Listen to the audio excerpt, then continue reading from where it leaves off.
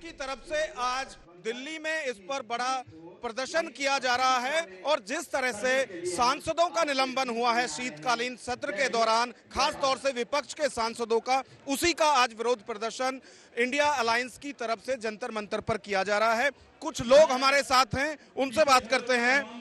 क्या लगता है कि जिस तरह से संसद सुरक्षा में चूक हुई, उसके बाद सवाल उठाए गए विपक्ष की तरफ से और फिर बड़ा निलंबन हुआ है सांसदों का?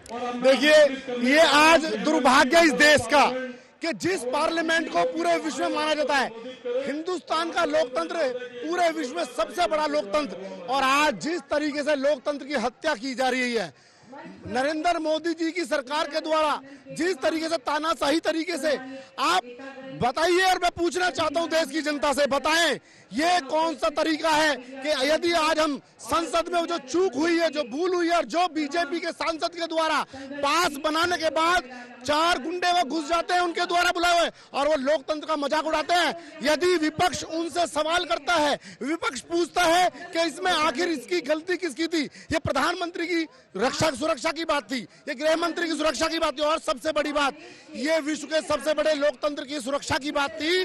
जब सुरक्षा की बात आती है और विपक्ष सवाल उठाता है, तो माननीय प्रधानमंत्री और उनकी सरकार विपक्षी सांसदों को संसद से बाहर निकालने का काम करते हैं। 142 सांसदों को बाहर निकाला जाता है। ये देश के लिए काला दिन है, और आज देश की जनता पूछ रही है, इंडिया गठबंधन पूछना चाहता है, नरेंद्र मोदी जी, क्या यही अच्छे दिन दिखाने के लिए आपने हिंदुस्तान में सरकार बनाई थी?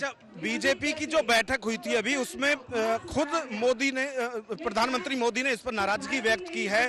जिस तरह से सांसद हंगामा कर रहे थे संसद के अंदर, वो कह रहे हैं कि ये मोदी को हटाना चाहते हैं, हम देश को बढ़ाना चाहते हैं। देखिए, ये बहुत ही, मैं समझता हूँ, विडंबनापूर्ण बात है। नरेंद्र मोदी एक तरफ विरोध करने की बात कर रहे हैं, दूसरी तरफ उसी पार्लियामेंट में अब वो बैठ करके अपने स्पीकर महोदय के द्वारा जिस तरह की निलंबन की कार्रवाई करते हैं, इसको पूरा देश देख रहा है। और मैं तो मीडिया के साथियों से कहना चाहता हूं, आज ईमानदारी की बात है, यदि मीडिया सच्चाई दिखाएगा तो आज देश का किसान, मजदूर, महिला, युवा, मैं पूछना चाहता हूं, कहां गए वो आज रोजगार? जो 2 करोड़ रोजगार देने की बात करते थे, आज 10 साल सरकार को गए, आज 2 करोड़ के हिसाब से 10 साल में 20 करोड़ युवाओं को कौन सा रोजगार मिला?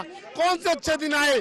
सिर्फ और सिर्फ तानाशाही चल रही है, देश को लूटा जा रहा है, और कुछ पूंजीपतियों के द्वारा इस देश को गिरवी रखने का काम किया जा रहा है। और दूसरी तरफ भारत माता की जय करने वाले लोगों को, जो राष्ट्रवादी हैं, जो कांग्रेस, जिसने इस देश को आजादी दिलाने से लेकर के आज 2023 की तरक्की और विकास की लड़ाई लड़ी, उस कांग्रेस का बहिष्कार करने की बात करते हैं। माननीय मोदी जी, आपकी गुंडागर्दी ज्यादा चलने वाली नहीं है।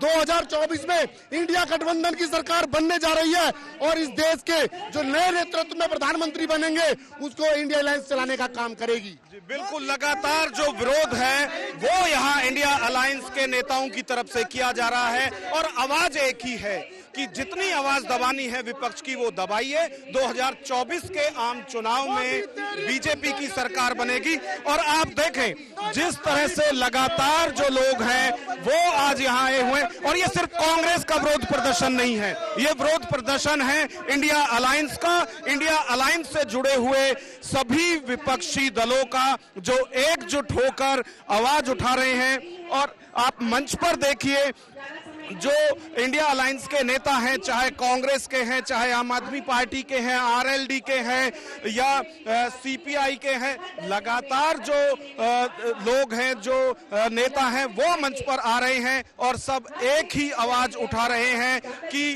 जो संसद के अंदर हो रहा है वो तानाशाही है, ये लोकतंत्र की हत्या है। कैमरामैन दीपक के साथ Nagendra Bhati, news watch India, Delhi.